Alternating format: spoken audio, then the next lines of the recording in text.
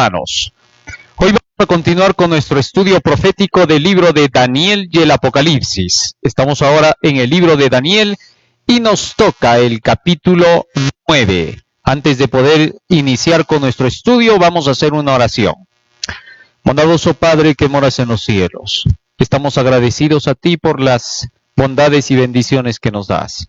Y te rogamos, Padre Santo, que tu Espíritu esté con nosotros para la comprensión del mensaje de tu santa palabra. En el nombre de Jesús. Amén. Capítulo 9, versículo 1 del libro de Daniel. Dice la Escritura: en el año primero de Darío, hijo de Asuero, de la nación de los Medos, que vino a ser rey sobre el reino de los caldeos. En el año primero de su reinado, yo, Daniel, miré atentamente en los libros el número de los años de que habló Jehová al profeta Jeremías, que habían de cumplirse las desolaciones de Jerusalén en 70 años. En principio, cuando se hace mención del año primero de Darío, estamos hablando del año 539, cuando Babilonia fue invadida por Darío el Grande, juntamente con su sobrino Ciro. Así que entonces fue en ese tiempo en que tuvo esta visión el profeta Daniel. Ahora, este tiempo es precisamente el que debe cumplirse con el capítulo 5 de Daniel, con la caída de Belsasar. Pero eso lo vamos a dejar para nuestro siguiente tema, para poder estudiar cómo fue la caída de Babilonia en ese tiempo. Por ahora nos vamos a centrar en este capítulo 9, debido a que hemos estudiado el capítulo 8 y hemos dejado pendiente el asunto de Daniel 8:14 de los 2300 años. En el versículo 2 dice que Daniel estaba preocupado. Cada vez que queramos nosotros entender el libro de Daniel, el primer paso es ver las circunstancias en que se encontraba el pueblo judío y las cosas por las cuales estaba pasando en el cautiverio y las profecías que Dios había dado al profeta Jeremías en relación a los 70 años de su cautiverio. Si no entendemos primero esto, no podremos saber el porqué de este mensaje ni el orden en que fue dado. Ahora, en el versículo 2 dice que Daniel estaba sumamente preocupado. Había pasado mucho tiempo y él no comprendía la visión de los 2300 años. Y él confundía el asunto de los 2300 años con los 70 años que Dios había dicho por medio del profeta Jeremías, que habría cautiverio en Babilonia y que luego de eso regresarían. Pero cuando escuchó 2300 tardes y mañanas, Daniel quedó totalmente preocupado porque dijo, ¿2300 años? ¿Cómo es esto? Entonces esto lo movió a tener que estudiar las profecías de Jeremías y encontró que en realidad Jeremías había dicho 70 años de cautiverio. Y entonces dice el versículo 3, y volví mi rostro a Dios el Señor, buscándole en oración y ruego, en ayuno, cilicio y ceniza. ¿Qué cosa significa esto? Aquí nos muestra Daniel cuánto esfuerzo se tiene que hacer de nuestra parte para tener que comprender las profecías. A fin de poder buscar a Dios, tenemos que hacerlo en ayuno, en oración y en cilicio, como lo hizo Daniel. Porque todo esto significa que debemos de buscar con mucha sinceridad de corazón el conocimiento de las profecías, puesto que estamos frente a la presencia de un Dios invisible, del Dios que es el más grande de todo el universo, el único Dios verdadero, llamémosle así mejor. Tal es así que Daniel nos muestra que es necesario poder tener que acercarse a Dios humildemente para comprender las profecías. No hay un ser en la tierra que pueda decir que puede interpretar las profecías de la Biblia. Eso es un imposible. Segunda de Pedro, capítulo 1, versículo 20, el apóstol Pedro es claro cuando dice que la interpretación profética no es personalizada. Nos dice así el apóstol, segunda de Pedro, capítulo 1, versículo 20. Entendiendo primero esto, que ninguna profecía de la Escritura es de interpretación privada. Por lo tanto, nada de las profecías debe de ser buscado en dentro del pensamiento humano, en la filosofía humana, en querer nosotros comprender el significado de lo que está diciendo el profeta, a menos que doblemos nuestras rodillas y busquemos a Dios en oración. Buscar a Dios en oración significa orar y buscar lo que dice la Biblia, porque Dios no se va a comunicar de otra manera mientras tengamos la Biblia y tengamos que hacer esfuerzo para tener que comprenderla. Muy bien, sigue diciendo más el versículo 4. Lloré a Jehová mi Dios e hice confesión diciendo: ahora, Señor grande, digno de ser temido, que guardas el pacto y la misericordia con los que te aman y guardan tus mandamientos. Hemos pecado, hemos cometido iniquidad, hemos hecho impíamente y hemos sido rebeldes, y nos hemos apartado de tus mandamientos y de tus ordenanzas. No hemos obedecido a tus siervos los profetas, que en tu nombre hablaron a nuestros reyes, a nuestros príncipes, a nuestros padres y a todo el pueblo de la tierra. Daniel estaba conociendo que junto con todo su pueblo no habían hecho exactamente lo que Dios había pedido. Dios había pedido varias cosas para que su pueblo tuviera que permanecer firme. Una era apartarse por completo de la idolatría, pero el pueblo había fallado. Desde los días de Salomón se habían mezclado con Baal, con su adoración, con sus prácticas, y por esas razones ahora Daniel decía: estamos nosotros seguros de que esos pecados que hemos cometido, el habernos apartado de los principios, de la fidelidad a los mandamientos de Dios e irnos tras la idolatría y los Baales, eso nos ha traído como consecuencia todo esto. Y ahora, una vez que Daniel hace toda su confesión, que derrama todos sus ruegos, porque esta es una oración que debemos nosotros repasarla constantemente, donde él reconoce que no hicieron caso de la voz de sus siervos los profetas, es decir, no estaban siguiendo las profecías y por esa razón ellos estaban ahora cautivos. Más aún dice: hemos dejado tus leyes, es decir, las profecías y la ley siempre están juntas. Y esto es lo que se había dejado. Pasaba que en el pueblo de Israel no se estaba predicando la profecía y la ley. Se habían revelado, porque el profeta Daniel está siendo claro cuando dice aquí: volví, dice, mi rostro a Jehová y le dije: hemos sido rebeldes y nos hemos apartado de tus mandamientos y de tus ordenanzas. Ahora, cuando vamos al libro de Isaías, capítulo 30, versículo 9 hasta el 11, el profeta Isaías aclara qué cosa significa ser rebeldes a los mandamientos de Dios y a las profecías. Vamos a ver qué cosa dice acá. Debido a eso es que el pueblo estaba prácticamente en cautiverio. De hecho, esto es una lección para nosotros como pueblo adventista del séptimo día, porque somos el pueblo que se supone somos el residuo que lleva los mandamientos de Dios y el testimonio de Jesucristo. Pero si dejamos esto de lado y si empezamos a decir: no, muy duras son las profecías, asustan a la gente, da miedo hablar más de amor, hay que presentar un Cristo sonriente, no un Cristo que sea tan duro, parece que estuviese renegando cuando predicamos el Evangelio. Si vamos a ser rebeldes y vamos a decir esas palabras, entonces estaríamos en las mismas condiciones de este pueblo que se fue cautivo en Babilonia. Y debemos tener cuidado. Satanás por todos los medios busca que la iglesia siempre caiga. En tiempos de nuestros pioneros trataba de decir que nuestra iglesia era Babilonia, haciendo pensar que la iglesia ya estaba caída. Ahora su propósito es tratar de llevarnos a lo mismo. Si nosotros hacemos caso de los falsos predicadores que están dentro de nuestra iglesia y que andan diciendo: ¿cómo vas a predicar el tercer ángel? ¿Cómo vas a hacer eso? Ya la reventaste. Entonces estaríamos en la misma rebelión.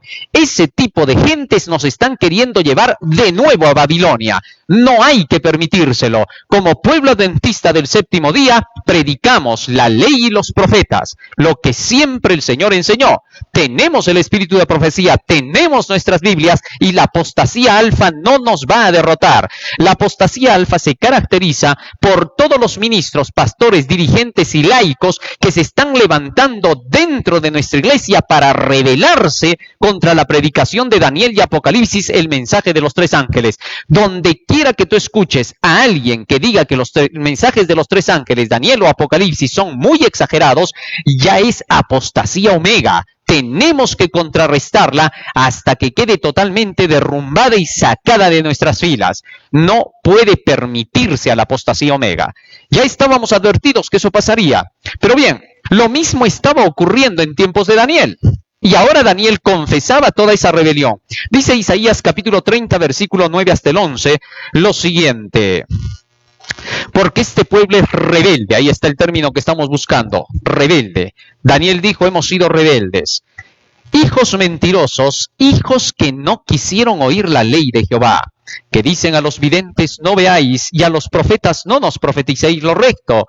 Decidnos cosas halagüeñas, profetizad mentiras. Dejad el camino, apartaos de la senda, quitad de nuestra presencia al Santo de Israel. Así que entonces la rebelión era contra la ley y contra las profecías en ese tiempo.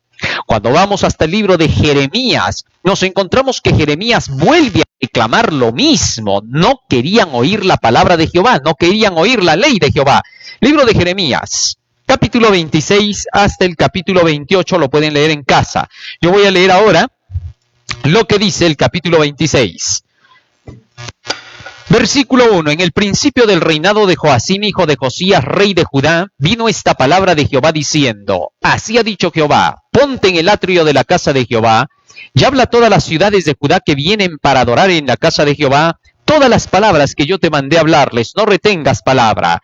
Quizá oigan y se vuelvan cada uno de su mal camino, y me arrepentiré yo del mal que pienso hacerles por la maldad de sus obras. Les dirás pues así, así ha dicho Jehová, si no me oyereis para andar en mi ley, la cual puse entre vosotros, para atender a las palabras de mis siervos los profetas, que yo os envío desde temprano y sin cesar, a los cuales no habéis oído, yo pondré esta casa como silo, y esta ciudad la pondré por maldición a todas las naciones de la tierra. Fíjate lo que dice, es el mismo reclamo que se hace en el libro de Isaías. Dejaron la ley, dejaron la profecía. Ahora también Dios les dice, han dejado mi ley y han dejado de oír a la voz de mis profetas. Entonces, este era el escenario que se estaba dando en los días de Daniel, y por lo tanto Daniel confesaba ese tipo de pecados de todo su pueblo, y él mismo se incluía. ¿Por qué? Porque en ese tiempo ellos mismos no habían estado levantándose a defender la ley y los profetas como debía de ser.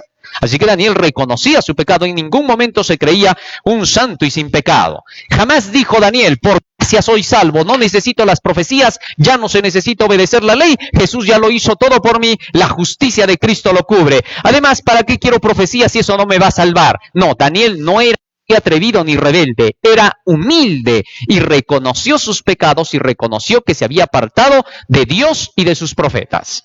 Muy bien, pero una vez que Daniel estaba confesando así, fíjense, el corazón de Dios rápido se movió en favor de Daniel.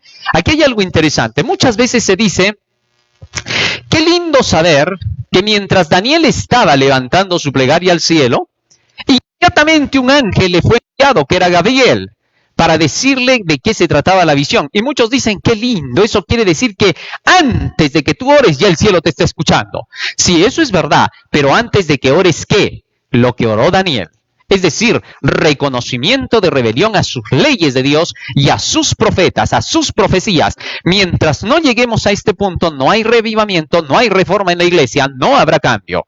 Así que entonces, cuando Daniel fue con ese reconocimiento ante Dios de rodillas, inmediatamente ese brazo poderoso que no lo mueven ni entre todos los hombres de Dios aquí en la tierra, una oración sencilla de Daniel, como la de un niño reconociendo su condición, movió el todopoderoso brazo del Dios del universo e hizo que las cosas se cumplieran rápidamente para que el profeta entendiera la visión de los 2300 años. Muy bien, y nos dice así el texto bíblico, Daniel capítulo 9, versículo 24. Desde el versículo 20 vamos a leer para entender. Aún estaba hablando, llorando y confesando mi pecado, dice Daniel, y el pecado de mi pueblo Israel, y derramaba mi ruego delante de Jehová mi Dios por el monte santo de mi Dios. Es decir, estaba rogando yo por la casa de Dios. Aún estaba hablando en oración, cuando el varón Gabriel, a quien había visto yo en visión al principio volando con presteza, vino a mí como a la hora del sacrificio de la tarde. Ahora fíjate lo que dice acá.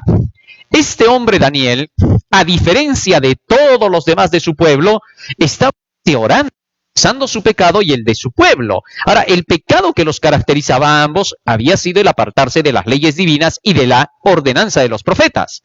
Y cuando él hizo esto individualmente, inmediatamente el ángel Gabriel vino a su lado. ¿Qué cosa nos enseña esto?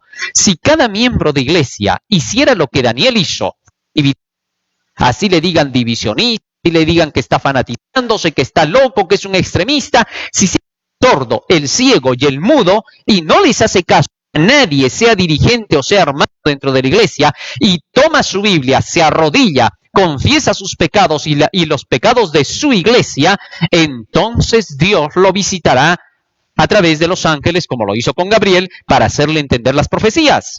Porque de eso se trata la recepción del Espíritu Santo para la lluvia tardía.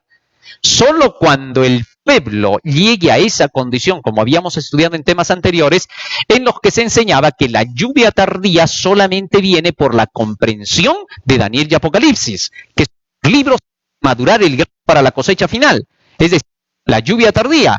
Entonces, si llegamos a entender eso, cada individuo, cada uno de nosotros, al hacer ese trabajo, sin pensar si los demás lo están haciendo, recibirá la bendición prometida. Elena de White incluso dice, muchos estarán recibiendo la lluvia tardía, mientras que otros ni se darán cuenta. Esto es la gran verdad. ¿Por qué? Porque la lluvia tardía se tiene que recibir individualmente, no será grupal. Cuando se dice que caerá en abundancia sobre el pueblo de Dios, solo será sobre los que individualmente hayan hecho su preparación para poder recibir este poder. Y ahora es el momento de hacerlo. No es en vano que la lección de este trimestre nos esté hablando del profeta Daniel y de las profecías que necesitamos comprender. Más aún, sigue diciendo aquí el versículo 23, 22 y 23. Hizo entender y habló conmigo diciendo, Daniel, ahora he salido para sabiduría y entendimiento. El propósito por el cual fue enviado Gabriel a la presencia de Daniel fue para hacerle comprender las profecías. No dice que vino para decirle, sí, sabes que tus pecados han sido perdonados en el cielo. Ya sabes que te voy a contar cómo Jesús va a morir en la cruz del Calvario. También te voy a... No. Vino, dice el ángel, para hacerle entender la profecía. Así que entonces el cielo se ocupa de aquellos que quieren entender la verdad. Aquí el punto clave para poder estar en comunicación con el cielo, para poder estar en armonía con el cielo, en contacto con el cielo, el término que tú le quieras dar, es la búsqueda del conocimiento de la palabra de Dios. Y esto tendrá que ser individual. Y entonces, ¿para qué predicamos? Para motivarte a hacerlo, porque el predicador todo lo que hace es motivarte a ir al Cordero de Dios que quita el pecado del mundo. Nosotros hacemos el papel de Juan el Bautista. Mientras nuestra tarea es conocer las profecías, indicar el camino a la gente, es mostrarles que tienen que ir al Cordero de Dios. Cuando vinieron a Juan y le dijeron, ¿tú eres el Cristo? Juan respondió, yo no soy el Cristo, soy el que prepara el camino para el Cristo más bien. Esa es nuestra tarea, esa es nuestra labor. Preparamos el camino para Jesucristo. Una vez que presentamos las profecías, una vez que enseñamos los temas de la Biblia, luego le decimos a la gente, anda, verifica para ver si lo que te dije es verdad. ¿Y dónde van a verificar? A Jesús, que es la palabra. Así es nuestra tarea. Muy bien. Sigue diciendo más aquí el texto. Versículo 23. Le dijo el ángel, al principio de tus ruegos, cuando estabas empezando a orar, fue dada la orden, y yo he venido para enseñártela, porque tú eres muy amado. Entiende pues la orden y entiende la visión. Ahora, fíjate en esta parte, al principio de tus ruegos, es decir, antes de que tú ores ya sabían lo que tú ibas a pedir. ¿Qué cosa iba a pedir Daniel? Perdón por haberse rebelado contra la ley y los profetas. Interesante. Solo por eso el ángel le fue enviado. ¿Te imaginas si Daniel iba a empezar a orar diciendo, Señor, te doy gracias porque no soy como este publicano, ayuno 2 veces a la semana, doy mis diezmos completitos? Sí, porque hay personas que en la iglesia hasta terminan diciendo, yo soy un adventista leal, ¿por qué devuelvo mis diezmos a la iglesia? Sí, pero el fariseo también hacía lo mismo. ¿Qué te diferencia? Eso no es adventista leal. Así que las características, si hubiera tenido así Daniel diciendo, yo doy mis diezmos, alabándose a sí mismo, jamás se le hubiera enviado al ángel Gabriel. Es la humildad del profeta lo que hizo que el cielo se abriera. Así que tenemos que tener en cuenta esa enseñanza y comprender realmente lo que se quiere decir. Sí, porque el fariseo llegaba hasta un punto donde decía, yo no soy como los demás, ladrones, adúlteros, como este publicano que está aquí a mi lado. Ya al final señaló al pobre publicano que no le hacía nada. Así es, hasta el día de hoy se ve que muchos hacen plegarias muy orgullosas, ¿no? pensando de que ellos no tienen ningún mal y que por esa razón el cielo les tiene que dar el conocimiento. Y al final ni siquiera pueden entender las profecías, ni tampoco las predicarán, porque Daniel fue claro cuando escribió: solo los entendidos entenderán, pero los impíos no comprenderán, irán de mal en peor. Es decir, fácilmente te darás cuenta que el impío es aquel que no predica Daniel y Apocalipsis, no esté estudiando las profecías y pierde el tiempo en otras cosas. Cuando estás estudiando las profecías, te preocupas por tu alma, te preocupas por ti, te preocupas por tu santidad personal. Pero cuando no estudias la profecía, comienzas a mirar si los demás son más santos que tú. Es increíble. Bueno, eso estaba pasando en los días de Daniel. Y entonces el versículo 23 dice, el 24... 70 semanas están determinadas sobre tu pueblo y sobre tu santa ciudad, para terminar la prevaricación y poner fin al pecado, y expiar la iniquidad, para traer la justicia perdurable y sellar la visión y la profecía, y ungir al santo de los santos. Ahora el ángel comenzó a explicar a Daniel directamente, sin más preámbulos. El ángel fue claro: he venido al principio de tus ruegos, mi misión es hacerte entender la visión, así que no vamos a perder el tiempo en más. No vino a decirle el ángel: ah, sí, pues, oye, tú tremendo pecador, inmundo, sucio, tu pueblo. Nada de eso. Eso ya estaba más que sobreentendido y ya estaba reconocido. Ahora el ángel vino a dar una respuesta directa al profeta. Había un problema. ¿Cuál era el problema? El problema era confusión de las 70 semanas con los 70 años.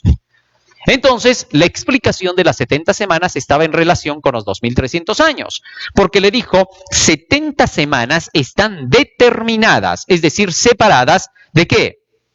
No le dice de qué.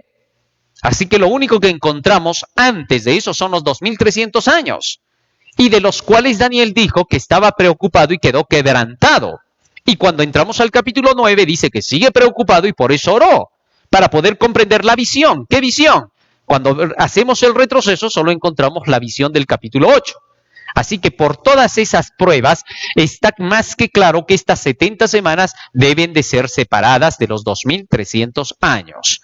Ahora bien, una vez que le dice el ángel 70 semanas están determinadas sobre tu pueblo, es decir, están solamente separadas para tu pueblo, determinadas solo para los judíos. ¿De qué cosa? ¿Qué cosa iba a pasar? Sigue diciendo ahí el texto: sobre tu pueblo y sobre tu santa ciudad, para terminar la prevaricación y poner fin al pecado. ¿Qué cosa significa la prevaricación? Prevaricación solamente se cumple cuando los magistrados, los que legislan, los que tienen en sus manos el hacer cumplir las leyes, ellos mismos dejan de cumplirlas haciéndose leyes injustas para poder transgredir las leyes correctas. Bueno, eso se llama prevaricato, prevaricación. Que los mismos magistrados que deben defender las leyes sean los que las pisotean y encima creen leyes injustas. Eso precisamente hicieron en tiempos de Isaías y en tiempos de Jesucristo. Jesús les llamó, o mejor dicho, el profeta Isaías les llamó a los de su tiempo prevaricadores. Fíjense lo que dice el libro de Isaías para que tengamos la idea de prevaricación. La Biblia explica todo. Así que si tú vas al diccionario vas a encontrar la misma respuesta en cuanto a lo que es prevaricación. Capítulo 1 de Isaías, versículo 23 dice: tus príncipes prevaricadores y compañeros de ladrones, todos aman el soborno, van tras las recompensas, no hacen justicia al huérfano, ni llega a ellos la causa de la viuda. Así que entonces el Señor le llamaba prevaricadores a los príncipes, a los gobernantes, a los dirigentes del pueblo del Señor del tiempo de Isaías. Y Jesús habló de esa ocasión, nos dice en el libro de San Marcos, en el capítulo 7, del tiempo de Isaías, lo mismo. Fíjense lo que dice acá. San Marcos 7:6. Respondiendo Jesús les dijo: hipócritas, bien profetizó de vosotros Isaías como está escrito. Así que estaba citando al profeta Isaías Jesús, y estaba diciendo cuál era su profecía. Este pueblo de labios me honra, pero su corazón está lejos de mí, pues en vano me honran enseñando como doctrina mandamientos de hombres, porque dejando el mandamiento de Dios os aferráis a la tradición. Estos se habían hecho sus propias tradiciones, y a eso se le llama prevaricación en la Biblia. ¿Por qué? porque ellos, defendiendo la ley y diciendo que había que obedecerla, para poder cumplirla, inventaron tradiciones. Tradiciones que no hacían cumplir en realidad la ley de Dios, pero que ellos decían que esas tradiciones eran para poder cumplir con los 10 mandamientos. A eso se le llamaba prevaricación, porque a la fuerza, uno, no querían obedecer las leyes que se supone que ellos defendían. Dos, para remate hacían leyes injustas que contradecían a las leyes justas de Dios. Así que ellos mismos pisoteaban las normas. Eso es exactamente la prevaricación. Ahora, siendo así, a Daniel se le dijo, 70 semanas están determinadas sobre tu pueblo para acabar con la prevaricación. Eso quiere decir que el Mesías, cuando llegara, para el tiempo cuando se estaba profetizando esto, lo primero que haría era romper la prevaricación. Por eso Jesucristo atacaba los mandamientos de los hombres, para que se exalten los mandamientos de Dios. Vino a deshacer los manuales hechos por los judíos, la Mishnah, la Didaje, el manual de las buenas obras. Todo eso lo tenían ellos en relación con la conducta y haciendo de lado los mandamientos que Dios dio a través de la Biblia por sus profetas para que se cumpliera la ley de los 10 mandamientos. Interesante. Tal es así que entonces el texto bíblico dice, en ese tiempo, durante ese periodo de las 70 semanas, allí se acabará con esta prevaricación. Y Jesús acabó con la prevaricación porque enseñó a no seguir lo hecho por los hombres, sino solamente el Evangelio. El escrito está. Solo los guió con su palabra. Solo les enseñó que la palabra es vida. Las palabras que yo os he hablado son espíritu y son vida, dijo San Juan 6:63. Santifícalos en tu verdad, tu palabra es la verdad. Enseñó que la santidad solo viene por medio de la palabra. Se os enseñaban que la santidad venía por medio de sus tradiciones. Muy bien, pero eso no queda ahí. Daniel capítulo 9 continúa diciendo qué cosa más pasaría durante el periodo de las 70 semanas. Nos dice así: se expiará la iniquidad y se traerá la justicia perdurable. Se iba a expiar la iniquidad con la muerte de Jesucristo en la cruz del Calvario para el perdón de nuestros pecados. Y se establecería la justicia perdurable, es decir, la justicia que va a durar para siempre. La justicia, dice Salmo 119, 172, todos tus mandamientos son justicia. Todo el Evangelio es la justicia. Así que lo que prevalecería ya no serían los manuales de iglesia de los mandamientos hechos por hombres, sino los mandamientos de Dios que eran su palabra, desde el Génesis hasta el Apocalipsis. Y luego dice sellar la visión, es decir, que se cumpla la visión profética, y ungir al Santo de los Santos, es decir, preparar el santuario celestial para empezar la obra del ministerio del sumo sacerdote Cristo en ese santuario. Versículo 25. Ahora da el comienzo para ese tiempo y para que se cumplan estos eventos. Sabe pues y entiende que desde la salida de la orden para restaurar y edificar a Jerusalén hasta el Mesías príncipe, habrán 7 semanas y 62 semanas. Ahora, aquí nuevamente regresamos a los símbolos. 70 semanas. 70 semanas equivalen a 490 días.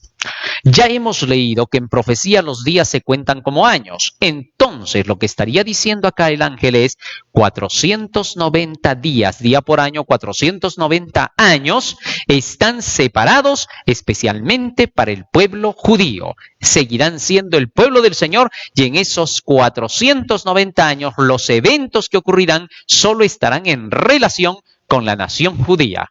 Qué interesante. Pero eso no queda ahí. Sigue diciendo más. Sabe pues y entiende que desde la salida de la orden para restaurar y edificar a Jerusalén. Cuando nosotros vamos a Esdras capítulo 7, allí nosotros encontramos el tiempo cuando se dio la orden para restaurar la construcción de Jerusalén y el templo. No olvidemos que en los días de Esdras y Nehemías se reconstruyó tanto el templo como el muro. Y el templo fue en tiempos de Esdras, mientras que la reconstrucción de toda Jerusalén fue en tiempos de Nehemías, con el muro de Jerusalén. Pero ahora vamos al tiempo del permiso. Esdras capítulo 7, versículo 12 dice: Artajerjes, rey de reyes, a Esdras sacerdote y escriba erudito en la ley del Dios del cielo, paz. Por mí es dada orden, dijo el rey Artajerjes, que todo aquel que en mi reino del pueblo de Israel y de sus sacerdotes y levitas, que quiera ir contigo a Jerusalén, que vaya. Porque de parte del rey y de sus 7 consejeros eres enviado a visitar a Judea y a Jerusalén conforme a la ley de tu Dios que está en tu mano, y a llevar la plata y el oro que el rey y sus consejeros voluntariamente ofrecen al Dios de Israel, cuya morada está en Jerusalén. Así que entonces aquí fue dado el permiso para poder llevar el oro y la plata para la reconstrucción de la ciudad y del templo. Maravilloso. Pero ahora, ¿cuándo fue ese tiempo? En el mismo capítulo 7, y en el versículo 7 dice el profeta Esdras: y con él subieron a Jerusalén algunos de los hijos de Israel y de los sacerdotes, levitas, cantores, porteros y sirvientes del templo, en el 7º año del rey Artajerjes. Ahora bien, el rey Artajerjes comenzó a reinar en el año 464. Por el año ascensional algunos le llaman el 465. Pero 7 años más tarde, pensando en que antes las fechas retrocedían, vendría a ser el año 457, porque antes de Cristo las fechas descienden, no ascienden. Muy bien.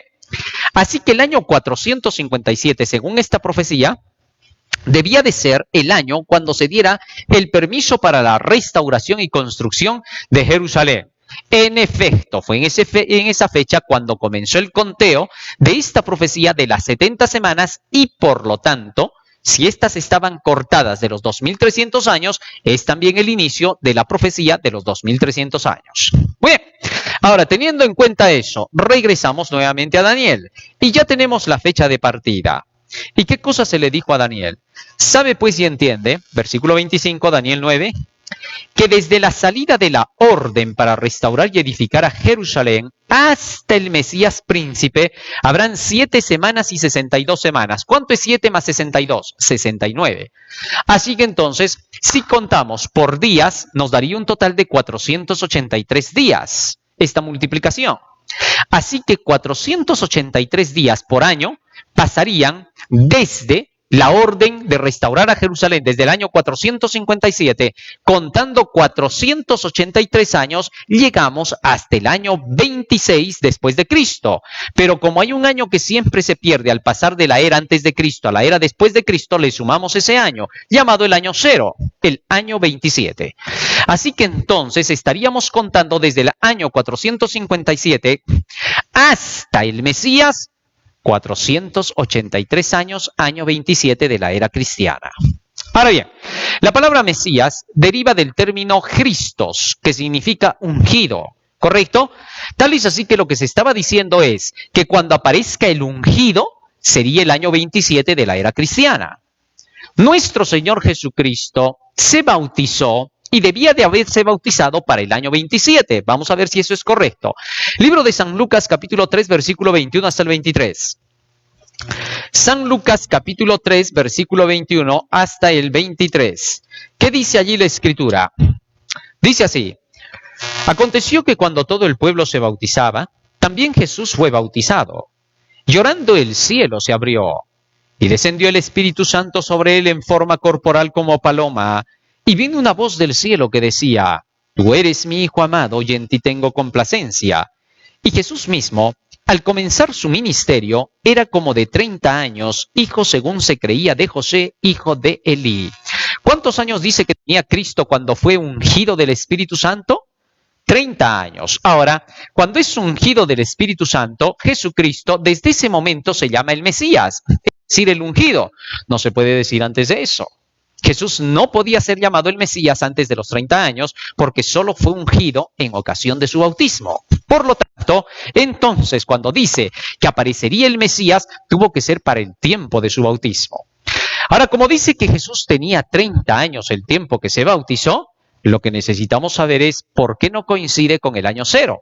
Si Cristo nació en el año 0, como se ha pensado, debería de tener 30 años para el año 30 y no para el 27.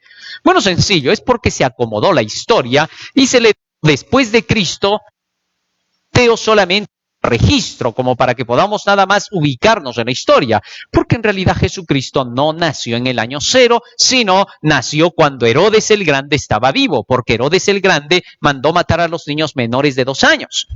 Y en San Mateo capítulo 2, versículo 1, nosotros encontramos que Herodes mandó matar a todos los niños menores de 2 años.